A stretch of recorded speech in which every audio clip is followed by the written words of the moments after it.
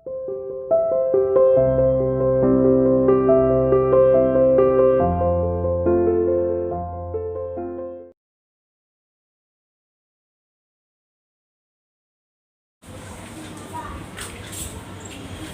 everyone, welcome to CR International Online Classes. How are you beta?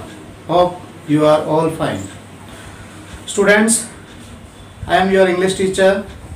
Now we are going to start lesson number 3rd. Lesson number 3rd of supplementary book. This is very interesting lesson. बहुत ही interesting lesson है बेटा, आपको बिल्कुल interest आएगा इसको पढ़ने में और अच्छा लगेगा और एक स्टोरी आपके माइंड के अंदर एक क्रिएट होगी और एक मॉरल भी आपको इससे मिलेगा। स्टार्ट करते हैं अपने लेसन को। The selfish giant. जायंट का मीन्स बेटा होता है दैत्य,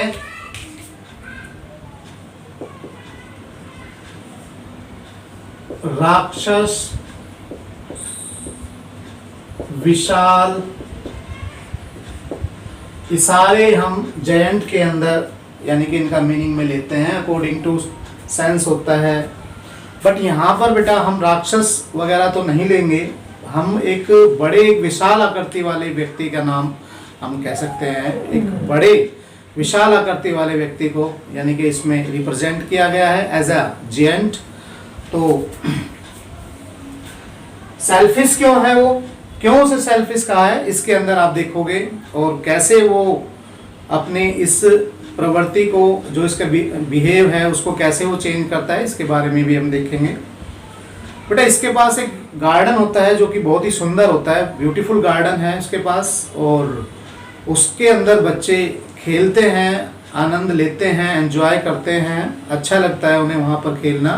बगीचा, एक बगीचे के रूप में हम कह सकते हैं, पेड़ पौधे हैं काफ़ी और खेलने का ग्राउंड है, तो बच्चों को बहुत अच्छा लगता है वहाँ पर खेलना। और जैसे ही जायंट वो देखता है ये दृश्य तो उसे वो मतलब फील नहीं हो, उसे उस चीज़ का एहसास नहीं होता कि वो गलत कर रहा है सही कर रहा है। तो वो क्या करता है कि वो उसको बंद करवा देता है और एक बोर्ड लगा देता है उसके ऊपर कि कोई भी व्यक्ति उसके अंदर अगर आएगा तो उसके ऊपर प्रोसिक्यूट किया जाएगा उसको, यानी कि उस पर मुकदमा चलाया जाएगा और पनिश भी किया जा सकता है उसे। ये भी उसने उसमें बोर्ड पर लिखवाया और बच्चे उसके अंदर आना फिर बंद हो गए। और क्या क्या जो उस गार्डन के अंदर उसके बाद क्या चेंज हुआ, क्या उसके अंदर बच्चे आए नहीं आए, आ पाए, या और भी चीज़ें वहाँ पर क्या क्या हुई वो घटित हुई उसके गार्डन के अंदर, वो बेटा इसके अंदर हम रीड करेंगे। First of all you will be open your book. आपको सबसे पहले अपनी बुक को ओपन करना है और इसमें जो बुक का जहाँ से आपका स्टार्ट हो रहा है वो मैं आपको पेज नंबर बताता हूँ, वो ओपन करना है। पेज नंबर है बेटा इसका आपका 17 पेज नंबर आपको ओपन करना है 3rd चैप्टर का, द सेल्फिश जायंट। स्टार्ट करते हैं। ओवरव्यू इसमें दिया हुआ है। सबसे पहले आप देखोगे इस चैप्टर के अंदर, the giant's garden was beautiful and children love to play in it. जो जायंट का गार्डन है वो बहुत सुंदर है, मैं बता चुका हूँ आपको, और बच्चे इसके अंदर खेलना पसंद करते हैं। The giant who was selfish built a high wall around his lovely garden.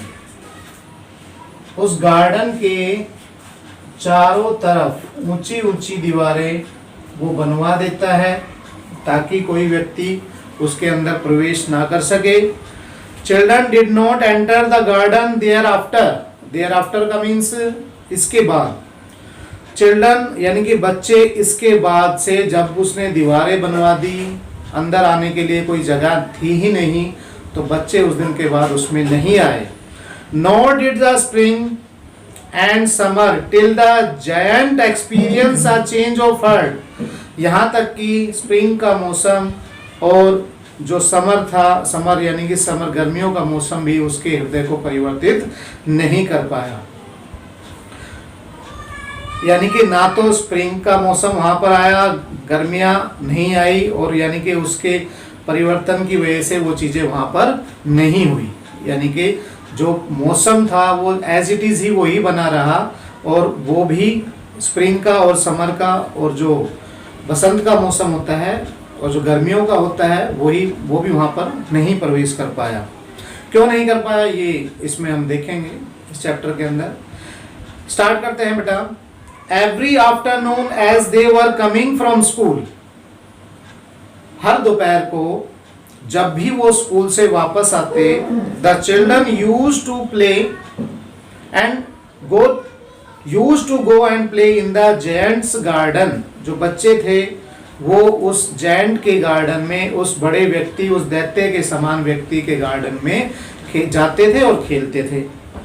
It was a large lovely garden, वह यह जो गार्डन था बहुत ही बड़ा था और सुंदर था। विद सॉफ्ट ग्रीन ग्रास, उसके गार्डन के अंदर मुलायम घास उगी हुई थी। Here and there over the grass stood beautiful flowers like stars. इधर उधर स्टार्स की तरह छोटे छोटे फूल, फ्लावर, सुंदर फूल उसके गार्डन में उगे हुए थे।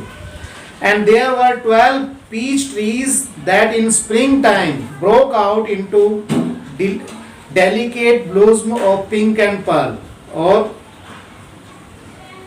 12 पीच यानी कि जो आड़ू के पेड़ थे, 12 आड़ू के पेड़ थे, और spring time broke out into delicate Bloom of pink and pearl, और वो यानी कि जब पककर तैयार हो जाते तो पिंक एक मोतियों के समान वो दिखाई देते थे, पर्ल मोतियों के समान।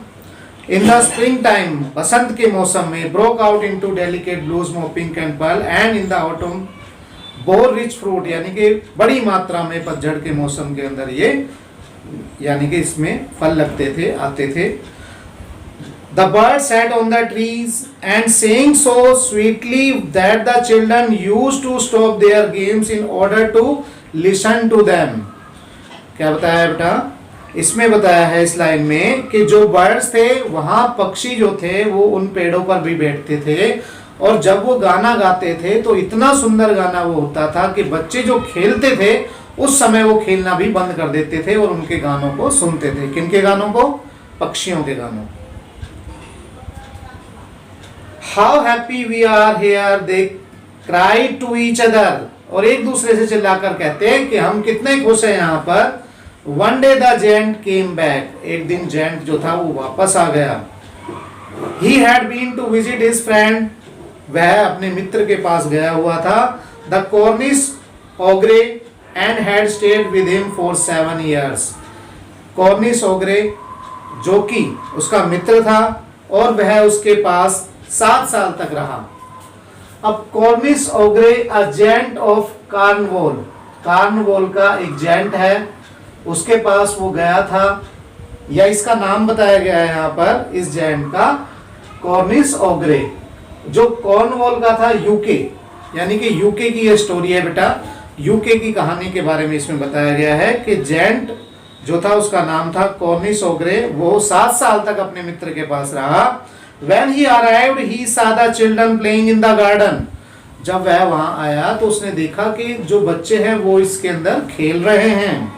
What are you doing here? तुम यहाँ पर क्या कर रहे हो? He cried in a very gruff voice। gruff मतलब भद्दी आवाज में उसने कहा चिल्लाकर, What are you doing here? तुम यहाँ पर क्या कर रहे हो? And the children ran away। और यह सुनकर बच्चे सारे क्या हो गए? भाग गए। पेज नंबर 18 पर आएंगे बेटा। अब वो कहता है, जैसे ही बच्चों को देखता है खेलता हुआ तो वो कहता है, my own garden is my own garden, मेरा गार्डन है, सिर्फ मेरा garden. Said the giant, everyone can understand that, हर कोई इसको समझ सकता है। And I will allow nobody to play in it but myself, मेरे सिवा कोई यहाँ पर नहीं खेल सकता है, यानी कि मैं ही खेलूंगा, इसके अलावा किसी को भी अलो नहीं किया गया है, यानी कि कोई नहीं आ सकेगा। So he build a high wall all around it, और इसने चारों तरफ इसके दीवार बनवा दी। And put up a notice board, और उसके ऊपर एक नोटिस बोर्ड भी लगा दिया, और उस नोटिस बोर्ड पर लिखा हुआ था, ट्रेसपासर्स विल बी प्रोसिक्यूटेड। ट्रेसपासर्स का मीन्स बेटा होता है जो घुसपैठिए होते हैं। घुसपैठिए का मतलब होता है जो बिना बताए आते हैं, बिना बताए, बिना कोई सूचना के प्रवेश करते हैं, कोई मित्र नहीं होता, कोई जानकार नहीं होता, अनजान व्यक्ति एकदम से आ जाता है।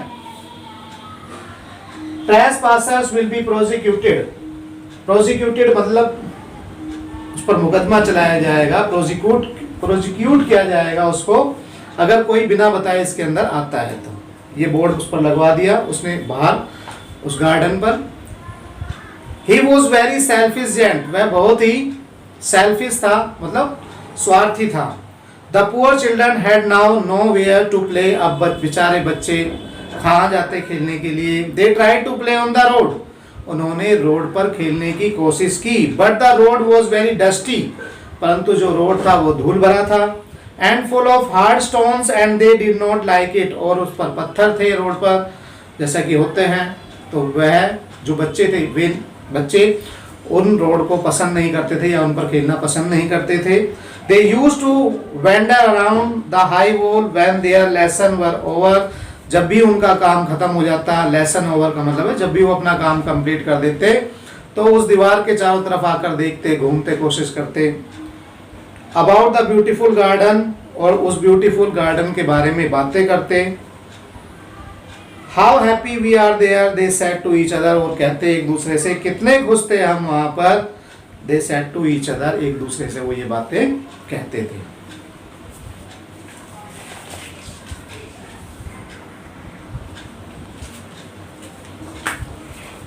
तो बेटा आपने देखा कि जो जायंट होता है वो दीवार बनवा देता है उस गार्डन के चारों तरफ ताकि कोई भी उसमें प्रवेश ना करे। अगर कोई प्रवेश करता है तो उस पर मुकदमा चलाया जाएगा, ऐसा उसने एक बोर्ड लगा दिया, उसको पनिश किया जाएगा। और ये भी बताया गया है इसके अंदर कि जो जायंट है वो सेल्फिश है, इसीलिए सेल्फिश है कि वो बच्चों को खेलना, बच्चों के खेलने के लिए उसको वो अलाउ नहीं करता है उस अपने गार्डन को, और इसलिए सेल्फिश का है उसको कि वो बच्चों को बंद करता है खेलने के लिए और चारों तरफ दीवार वो बनवा देता है ताकि कोई भी व्यक्ति या बच्चा उसके अंदर प्रवेश ना कर सके। ऐसा इसलिए सेल्फिश इसको कहा है। और आगे हम देखते हैं कि वो हमेशा ही सेल्फिश बना रहेगा या कुछ परिवर्तन भी उसके अंदर आएंगे। बेटा इस लेसन को आगे हम कंटिन्यू जारी रखेंगे। इसके पार्ट्स दिए हुए हैं, अभी हम फर्स्ट पार्ट इसका रीड कर रहे हैं। फर्स्ट पार्ट के अंदर क्वेश्चन नंबर फर्स्ट आया है जितना हमने पढ़ा है, why is the giant called selfish, selfish क्यों कहा है मैंने अभी आपको बताया। On one occasion the children said how happy we are here, एक ओकेजन पर, एक अवसर पर बच्चे कहते हैं कि हम कितने खुश हैं। Later they said, और उसके बाद वो कहते हैं how happy we were there, कि हम कितने खुश थे। एक बार वो कहते हैं कि हम कितने खुश हैं, एक बार कहते हैं कि हम कितने खुश थे। What are they referring to in both the cases, इन दोनों केसेस के अंदर, इन दोनों लाइनों के अंदर क्या डिफरेंस है वो आपको बताना है। ये दोनों क्वेश्चन आपको रफ नोटबुक के अंदर फाइंड आउट करने हैं बेटा। I check it in tomorrow's video and ask you about the question answer in the online classes. Okay बेटा, thank you, have a nice day.